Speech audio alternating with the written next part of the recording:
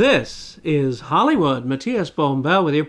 And from Sony and Marvel Enterprises, we have the second Spider-Man comic book movie to star young Andrew Garfield and be directed by Mark Webb. It's called The Amazing Spider-Man 2 and is presented in IMAX at an IMAX theater near you in 3D. It's also playing in standard presentations in other theaters. Returning is Sally Field as Peter Parker's aunt.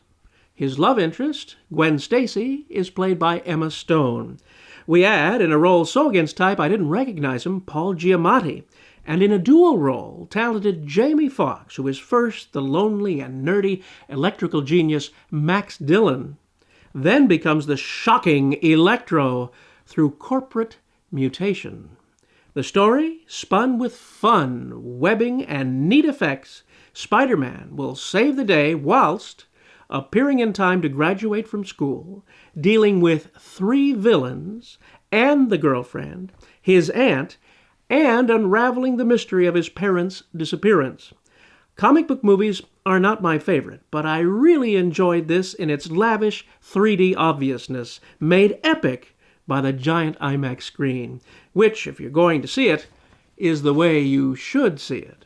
Usually I'd show you scenes from the movie, but Sony seems quite sure of its investment in this release and will not allow any actual scenes to be shown on the internet. Only televised broadcasts, and even for broadcast TV, those scenes may only be shown after 9 p.m. For those of you watching this on the screen in a movie theater, my apologies for not being able to show you the clips. I will say this about what I liked. Young Dane DeHaan is coming into his own. Yes, he has certain angles. He kind of looks like Leonardo DiCaprio, but his features and acting are more refined. You may have seen him in Lincoln or Kill Your Darlings. Here he's in the dual role of Harry Osborn and later the Green Goblin. Jamie Foxx is really electric, if you'll pardon the pun. Miss Stone is quite sweet. My favorite moment came when a scene is played out in Peter Parker's bedroom in his aunt's house, where he jumps onto the wall, then up to the ceiling, then down the other wall and back to the floor, exactly like, and perhaps in tribute to, the way that Fred Astaire did in his hotel room in the MGM classic Royal Wedding from 1951.